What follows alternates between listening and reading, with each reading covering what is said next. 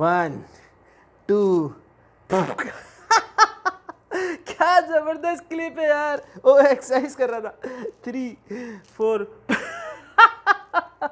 जबरदस्त क्लिप है यार। 1 2 यार ये क्या लोग वीडियोस बनाते। 7 8 यार 5 साल गुजर गए, मेरी बॉडी नहीं बन रही यार। यस सफी, मेहनत करो, फोकस करो, पूरे ध्यान से एक्सरसाइज करो। 3 महीने में बॉडी बनानी है। या अल्लाह मदद। पूरे 3 महीने हो गए फोकस के साथ। अस्सलाम वालेकुम students, this is Safiullah Wasiullah with you. तो बच्चों, हमेशा मैं आपके साथ स्टडी की टिप्स को शेयर करता हूँ। मैंने बहुत सारी ऐसी वीडियोस देखी जिसका जो टाइटल था होता common mistakes of the students, लेकिन मैंने सोचा यार बिगेस्ट मिस्टेक कौन सी है। जब उसके ऊपर रिसर्च करी तो पता चला एक बड़ा अच्छा एक आर्टिकल मौजूद है जिसमें वो तमाम चीज़ें तफसील से बताई हैं कि बिगेस्ट मिस्टेक है क्या और उसको ओवरकम कैसे किया जाए, जो सबसे इंपॉर्टेंट चीज़ है। तो ये वो रिसर्च आज मेरे सामने रखी हुई है, मैंने इसको स्टडी किया। इसमें से जो इंपॉर्टेंट चीज़ें आपके साथ शेयर करूंगा और आप लोगों को पसंद आए तो दूसरों के साथ उसको शेयर भी कीजिएगा। अच्छा देखिए, होता क्या है कि हम लोग, जैसे मैंने पहले भी बताया था, तमाम चीज़ें रेडी कर लेते हैं, पढ़ाई की सब कुछ हो जाता है, और उसके बाद भी हम जब पढ़ते हैं तो हम ज़्यादा लर्न नहीं कर पाते और तेज़ी से भी लर्न नहीं कर पाते और चीज़ों को भूल जाते हैं। उसकी वजह क्या है? उसकी वजह जो सबसे बिगेस्ट मिस्टेक है, जो इस पूरे आर्टिकल की समझ लें कि मेन चीज़ है, वो है एक्टिव एंड पैसिव। आपको ये समझना पड़ेगा कि एक्टिव स्टडिंग क्या होती है और पैसिव स्टडिंग क्या होती है। तो जो मिस्टेक है हमारी सबसे बड़ी, वो है पैसिव स्टडिंग। देखिए, जब भी हम स्कूल कॉलेज यूनिवर्सिटी जाते हैं तो वहाँ पे स्टार्ट हो जाती है फायरिंग। फायरिंग किस चीज़ की? Exam, test, quiz. अब लेकिन हमें यह नहीं बताया जाता कि पढ़ना है कैसे, ताकि आप अच्छी तरीके से चीज़ों को अपनी ज़िंदगी में भी अप्लाई कर सकें और आपके कॉन्सेप्ट्स बिल्ड हों। तो जो सबसे बड़ी मिस्टेक है वो है पैसिव स्टडिंग। अब वो होती क्या चीज़ है उसको बताता हूँ मैं आपको कि फॉली ऑफ पैसिव स्टडिंग, यानी कि फुलिशनेस ऑफ पैसिव स्टडिंग। उसमें होता क्या है? उसमें होता यह है कि हम लोग इसकी मैं मिसाल देता हूँ अपनी लाइफ से भी। मुझे याद है कि इंटर की बात है, जब एग्ज़ाम होते थे मैं एक ही चीज़ को खूब याद करता था और उसके बाद 2-4 घंटे के बाद दोबारा उसको पढ़ता था, फिर 5-6 घंटे के बाद दोबारा उसको पढ़ता था और समझता था यार मैं बार बार उसको पढ़ूंगा तो हर चीज़ मेरे जहन में बैठ जाएगी और मुझे बहुत अच्छे से याद हो जाएगा और लश पश पेपर होगा। लेकिन हुआ क्या? ठेंगा, यानी कि वही बी ग्रेड आया इंटर में।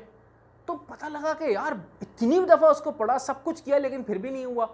देखें, इसे कहते हैं पैसिव स्टडिंग। उसमें क्या क्या होता है कि इंसान किताब को रीड करता है 1 दफ़ा, फिर 2 दफ़ा, 3 दफ़ा, बार बार उसको रीड करता रहता है। उसके अलावा वो हाईलाइट करता है सेंटेंसेस को और फ्रेजेस को, ये दूसरी चीज़ है। उसके अलावा वो उससे रिलेटेड कुछ वीडियोस देखता है, ये उसकी तीसरी चीज़ है। और चौथी चीज़, वो जो है उससे रिलेटेड जो नोट्स बनाता है वो देख देख के बनाता है। तो ये वो पैसिव स्टडी जो है उसकी मिस्टेक्स हैं जो कि स्टूडेंट्स करते हैं, और पैसिव स्टडी की वजह से वो जो पुराना एक रिवायत चली आ रही है कि इसी तरीके से पढ़ना है, वो बहुत अच्छा गेन नहीं कर पाते। अब देखना कि ये है कि उसको ओवरकम कैसे करना है। ये उसको ओवरकम करने के लिए हार्वर्ड यूनिवर्सिटी की ये रिसर्च मैं आपको बताता हूँ, वो है कि आपको एक्टिव स्टडी करनी है। देखिए, इसके जो लफ्ज़ है ना एक्टिव, उससे ही पता लग रहा है कि आपको एक्टिव होना है। अब एक्टिव जब आप हो जाएंगे तो आपकी स्टडी भी एक्टिव हो जाएगी। अब वो किस तरीके से एक्टिव स्टडिंग में ये कुछ टिप्स दे रहा है जो कि ओवरकम करने के लिए ये सारी टिप्स ना। अच्छा, अब इसमें जो पहली टिप मैं आपको बताने जा रहा हूँ वो ये है कि देखिए, उससे पहले मैं आपको बताता हूँ, देखिए एक्टिव का मतलब होता है इंगेज होना। जब भी आप किसी चीज़ में इंगेज होते हैं ना ज़्यादा से ज़्यादा, तो आपका जो ब्रेन के अंदर जो समझ लें कि सॉल्व करने वाली चीज़ें होती हैं ना, वो चलने लगती है मशीन, और फिर जो है ना आप ज़्यादा से ज़्यादा गेन करते हैं। इसमें जो पहली टिप है वो है answer questions on the material. देखा होगा आपने बहुत सारी किताबों, बल्कि सारी किताबों में तकरीबन ये होता है कि चैप्टर्स के बाद क्वेश्चंस दिए हुए होते हैं। आपने क्या करना है, पूरा चैप्टर स्टडी करें, अच्छे से लश-पश स्टडी करें।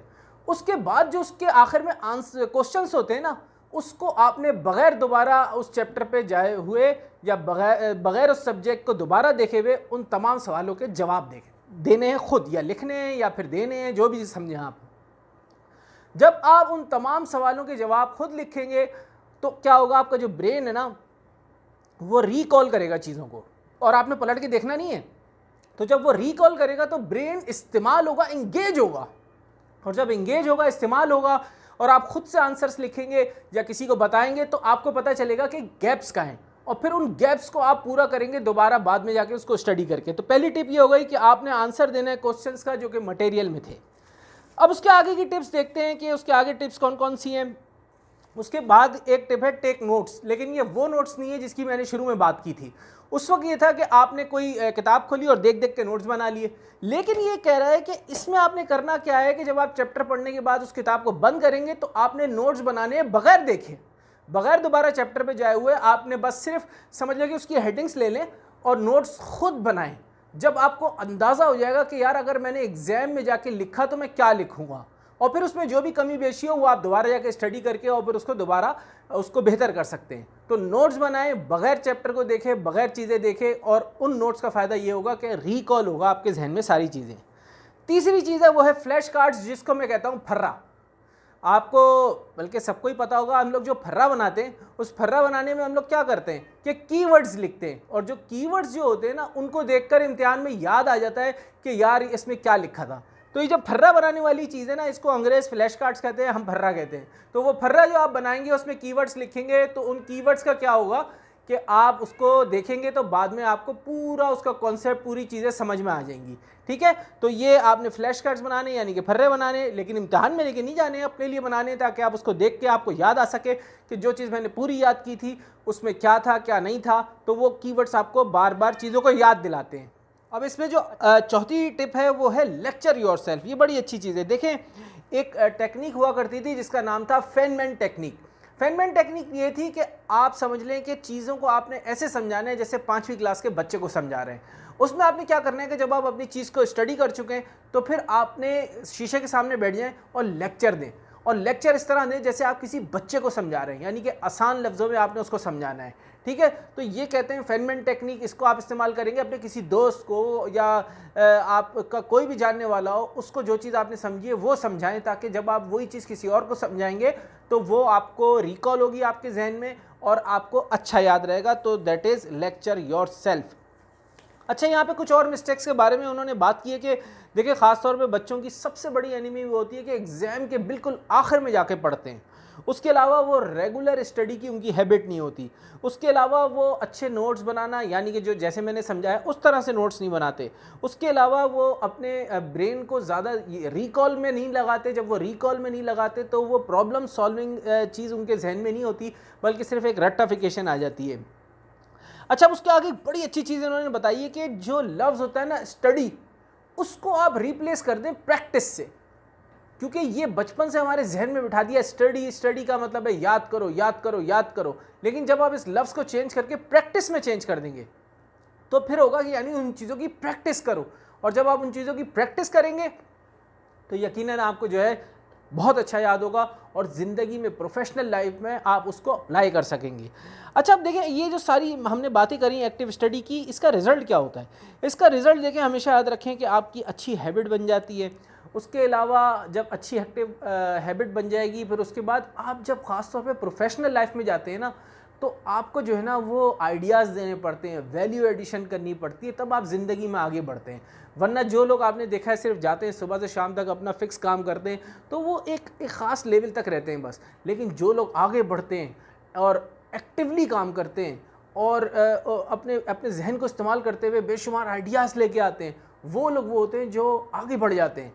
तो ये सिर्फ आपकी स्टडीज़ के लिए नहीं, आपकी प्रैक्टिस के लिए नहीं है, बल्कि ये आपकी ज़िंदगी के लिए है। तो बच्चों, अगर ये सारी चीज़ें आपको पसंद आई हैं तो लाजमी दूसरे के साथ शेयर कीजिएगा। आपका दोस्त सफ़ी, अस्सलाम वालेकुम।